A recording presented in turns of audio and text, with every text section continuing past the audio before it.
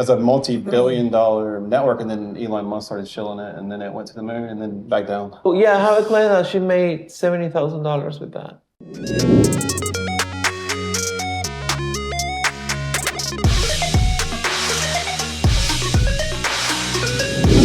Hi everyone, and welcome back to Gustavo's World. Today we have a good friend of mine, Mr. Justin Allen, and he is also a hairstylist, and then you'll be like, what?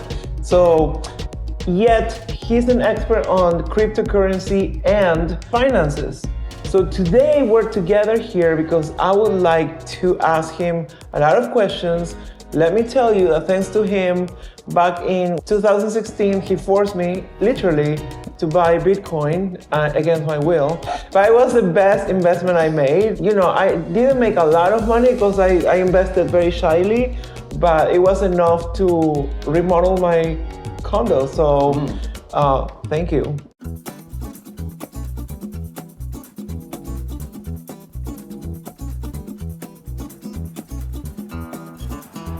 The video is about to start. Don't forget to subscribe and turn on notifications. There we go!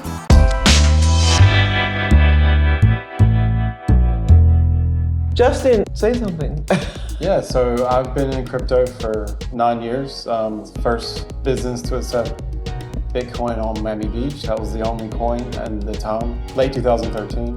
Right. And then I got you involved later. I forced him to get us up at his store as well, because he has a salon not far. Oh yeah, it was taking transactions in Bitcoin. I took 20 transactions with women with hair extensions before 2016. Nice. People actually used to pay with it. And that's what it was supposed to be. Good. Yeah, I remember that Bitcoin it was supposed to be like a new currency, and it is. It was the first one.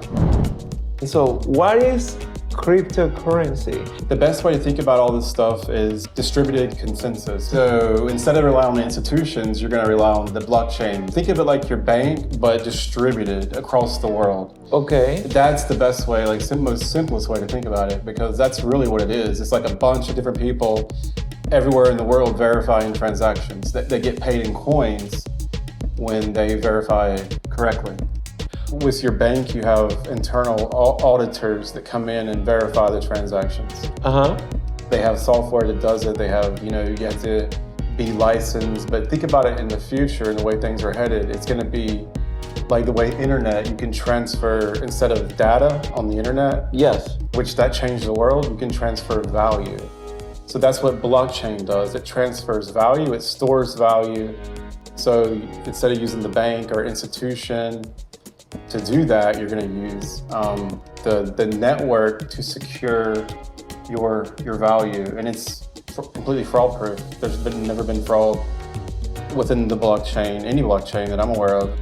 The way it verifies transaction, you don't have to trust anyone because it's the whole network that's doing it. It means that you don't have to rely on institutions anymore. Okay, so is these people, the verifiers, are they also called miners or no? So in Bitcoin, it's called miners, and Ethereum is called validators. Okay, so these verifier people, validators, miners, it could be anyone, or they have to study finance? Yeah, or? So for example, in Bitcoin, it uses proof of work, which is using collateral of the miners. It's all electricity based, so it uses the electricity to do the hashing function. The hashing function is a way to verify the transactions because it's using your electricity as like a way to secure the network, because it's very expensive to secure Bitcoin, right? Because it burns a lot of electricity through the miners. Okay. Now Ethereum does it in a much more efficient way, and it just launched the merge, right? The proof of stake, which is 99 point something efficient, more efficient than Bitcoin. So instead of using your miners and electricity, or that hashing function, you're actually just using your stake, your collateral, to secure the network. So if you do malicious transactions, you'll get slashed, and it will just strip your coins away. Some people think proof of stake is better, some people think proof of work is better, and I think time will tell. So I'm not gonna sit there and say. Right. Well, I remember I heard a news named Elon Musk backing off Bitcoin or something because of the emissions? Oh institutions are going to have a big problem because how are they going to go to compliance with the green narrative, and it's going to be hard. Right. So it's going to be hard for them to hold the Bitcoin because it's a much more dirty coin. Right. So it's dirty, but it's still making you make some money. Right. I would say it's kind of like combustible engines. It's burning a lot of, but it is doing something. It's securing the network. Right. The big thing about Ethereum is that it uses a lot less token emissions to secure the network. What does that mean? Inflation. So Bitcoin requires a lot more money every single day to pay out to the miners. Oh. Whereas Ethereum is actually deflationary and sustainable, again, because of proof of stake, because it's 90% more efficient than proof of work. So your inflation, your emissions, your tokens being released every day to pay the miners, or in Ethereum's case, the stakers or the validators, that is significantly reduced. And I think, this is the part that it doesn't register to me, because in order to get those, you have to pay old money, like you have to pay dollars or whatever. Or and then crypto if you already had crypto, or say if you have but they started with dollars. You have to buy it with dollars. You got to have some kind of value swap. I understand. So who keeps that money? That's what I mean, because if you buy, let's say 10 crypto whatevers, who's holding that money? And is that money? So it's not actually like the gold of no the coins currency anywhere. That's just it's not any physical coins. So this is what makes it so powerful, because as we see the world's going digital, and this is the way to make what Bitcoin did, was the first one to do it, is to create digital scarcity, and then all these other blockchains and tokens that are built on these networks have iterated that concept and made their own different use cases. And like, for example, Dogecoin was started as a joke. Yes. It was a fork of Bitcoin. And it uses proof of work. It's just a few parameter changes. And the guy thought it was a joke. And it turned into he's put like a meme on it. And that's all he did. And it was a multi-billion-dollar network, and then Elon Musk started shilling it, and then it went to the moon, and then back down. Right. So I have a client that she made $70,000 with that. So, but my question is, I didn't know that. So is the money like the US dollars that are like a paper? So is this money like the gold for the economy? Yeah. You know what I'm saying? How supposedly gold is scarce. Yeah, right. It's got inflation, right?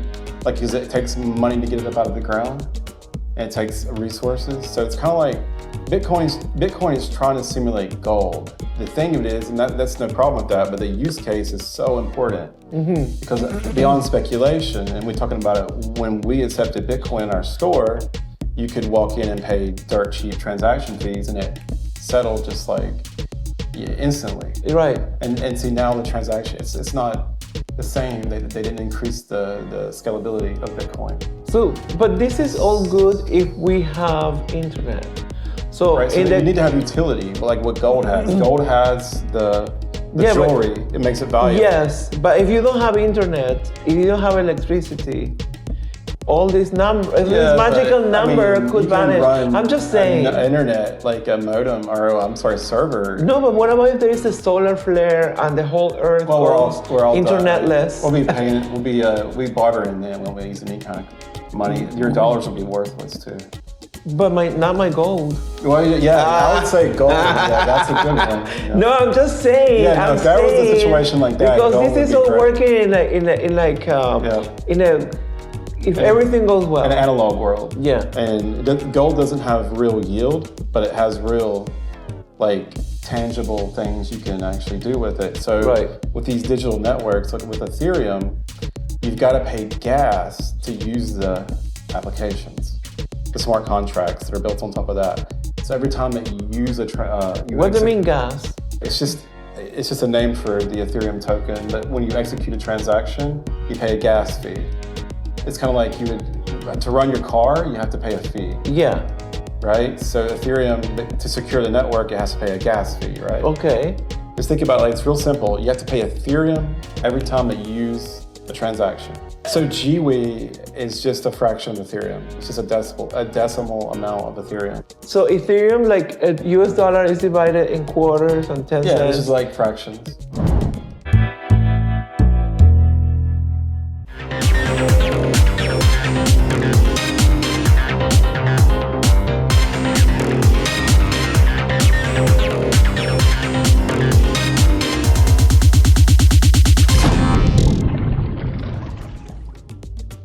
So we could say that now all of these cryptocurrencies, because of the times that we're living at, they're really low. Oh gosh. Like in value, they're like 2017, the peak of 2017 levels. This is an incredible time right now. I'd be very surprised if we don't see a rebound from here soon. So well, that's what I'm saying, people. So this is where you buy. Yeah, this is where even if you have a little something to like me, like I did in 2016, like you put in just a little amount. Yeah, I just put $300. I remember. I mean, it wasn't much. That was like around $2. I mean, this one was eating ramen noodles. Oh yeah. In order to invest on this, and then, well, you should see where we are now. So anyway, the point is, if you can invest something now, at least like, I don't know, $100, $50, $100, do it, because I mean, oh yeah, it can go. Like, I mean, will it go any downer? Like, seriously, like if you hit the right coin and get it low and hold it, yeah, just $100 could literally turn into, it's possible, $1 million. It's very unlikely. I mean, by how many years? Let's say years? if you invested 1,000, that could be more likely. And it could be 6 months. It could be a year. I'm telling you. It's not going to be 6 months, people. I guarantee you that. The last bull markets, 80% of the gains came in 6 months. So you only have 6 months to make 80% of the gains, or if you don't hold crypto, then you're buying the top. What is the difference between MetaMask and Coinbase and Robinhood? Yeah, this is what you need to understand this. Okay, so because people will buy it through Coinbase, Robinhood. Yeah. So I mean, right? Coinbase is definitely the most popular, but it's centralized. You have to understand that. So it's like a bank. It's regulated though, and it needs to be by whom? By the regulators of the authorities in the U.S. You know how you use Zelle, right? Like make a payment. So you're using your bank to transfer? Okay. Yes. Well, so. Or Venmo or whatever. Right. But okay, imagine that, but on blockchain, you're using a token on Ethereum to transfer a real dollar that's in a bank somewhere. It's backed 1-to-1 and it's regulated. So that's what I'm saying. Like, it's the same thing as making a Zelle payment, but you can do it anywhere in the world. Right. With a MetaMask address or any kind of Ethereum wallet address. So then MetaMask, which is, it looks like a little fox. Yeah, it's an application that accesses the Ethereum blockchain, other blockchain networks, like it could be Solana, it could be Binance Smart Chain. Those are big to beyond Ethereum. Think of it like as you're going to your application on your bank, your bank app. It's the same way, but on these decentralized networks. That's the way to assess the interface. Can we say that MetaMask is like a wallet or no? Yeah. Is it a place where you put it? It's a way to interact with these decentralized networks. Okay. And it could be a wallet. Yeah. But it's a way to interact. So what happens? Remember that your value is not physical tokens, it's a ledger. The blockchain is a ledger. What is a ledger? Same way as your bank account. Sorry, what is a ledger? Your bank account's a ledger. But what does that even mean? That word, I don't even know. A ledger, it would be like, well, people that took accounting, they would know, but like it's like you have debits and credits, basically, and that's a ledger. So it's like a transaction kind of thing? Yeah, you would balance, it's like you would see your balances and all like that. So again, it just updates it. The blockchain, this, when you verify the transactions, it's updating the ledger. An NFT, which is a non-fungible token. Now, what is an NFT? Beyond that, what does that mean? It means that it's a unique token for one object. Okay, So what I heard of the comparison, I'm gonna say it to people because I know this one. So it's like you have the Mona Lisa, right? But you can take pictures of the Mona Lisa, you can reprint the Mona Lisa, you can have the Mona Lisa in your house, but it's not the real Mona Lisa. The real Mona Lisa is at the Louvre Museum, and that is what basically the NFT is, the Mona Lisa of whatever you're buying. It's the real thing because it's verified on chain, on blockchain. Right. And anybody can look up by the contract address. They can look up to make sure it's the right image. Remember I talked about USDC coin from Circle. Yes. It's real. It's like dollars in their bank account. Right. And they're just tokenizing it on, we're going to say Ethereum, as a ERC20 token. Well, and you could do that same thing with your house, your title of your house. You could have an institution that's putting it on chain and verifying it, and then you could stake it, and they would insure it. It would be insured. So if somebody did hack it or whatever, they would reimburse you. Okay, but what about the reimbursement? What about the physical location? That's technical things for the bank to figure out. Right. But that's definitely possible already happening on blockchain right now. That's where that'd be huge because data is what the internet transformed from paper or analog to digital. I don't think cash will completely disappear, but you already have Apple Pay, you have Venmo. I mean, look at all this. Those are all digital, but that's not blockchain. That's a big difference.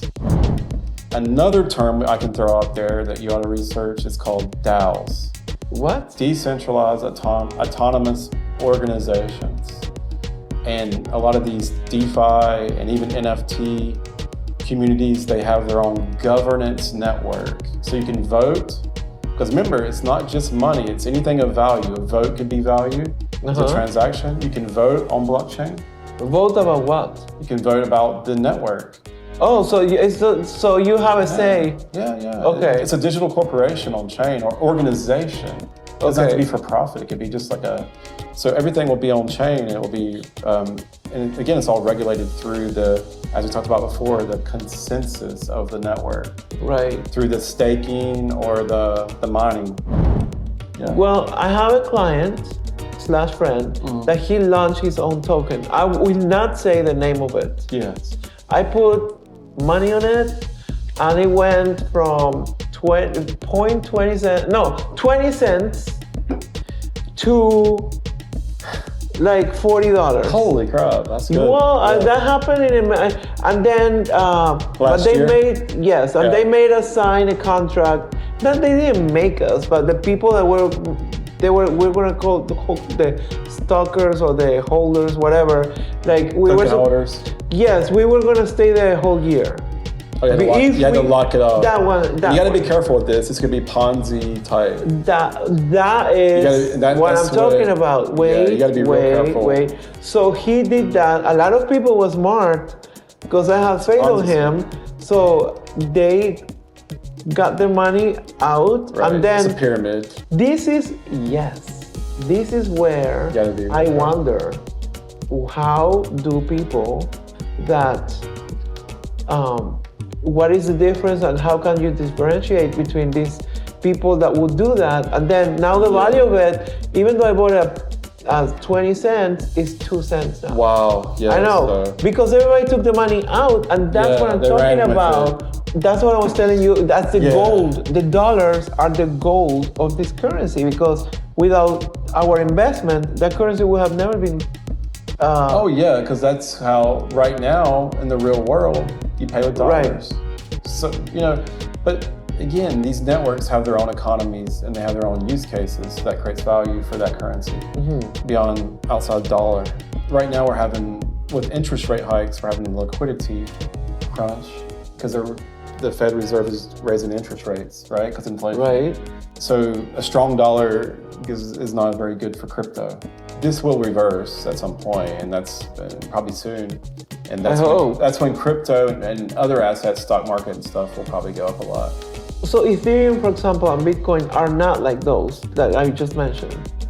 No, these are real decentralized networks. Right. Then that's what he was hoping to do. Yeah, and Ethereum put a lot of new, very incredible tokenomics where it makes the value of the token over time go up in value. Right. And because remember, these applications use Ethereum as like the dollar, as a real currency. You pay with Ethereum. Yes. This is what makes Ethereum. This is what these smart contract networks. Most of them pay with Ethereum. You pay with Ethereum if you want to buy an NFT. You have to buy his NFT with Ethereum. Yeah, I'll build on Ethereum. It's genius. And there'll be other networks that do this as well, and it won't be just smart contracts. It'll be, again, this sounds a little derivatives. It could be a derivatives network, where you stake a coin, you create a synthetic asset, and then you can token mine it, like with staking rewards. You get a yield, and you get real synthetic dollars that you can cash out that are stable into your bank account. So, for example, if let's talk about normal businesses. Let's say your salon, my salon, a supermarket, a restaurant. So, what would be the new way for people to take this currency? They would pay into what on our phone? To a wallet address. Yeah, they were the same way with these tokens. They would pay through. Which you could do with Coinbase and stuff. You can pay to Coinbase. Again, which wallet do you recommend for people to pay? Gosh, there's so many. Coinbase has their wallet, which is nice because it goes straight into your bank account. Yeah.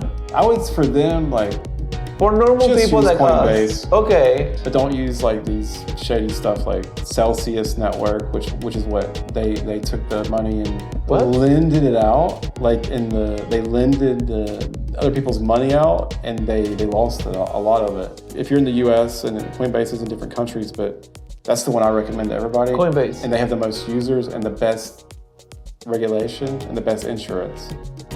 But still, somebody could steal all your gold. Yeah, true. No, I would say it doesn't mean anything. It just means that there's no risk everywhere. And anything. It's like this year you had all the cash piled up underneath your bed. You think you're safe. You just lost 9%, 10% to inflation. That's what my mom said. She says, I need to put my money somewhere because now that she has a lot, but she's like, I'm losing the money.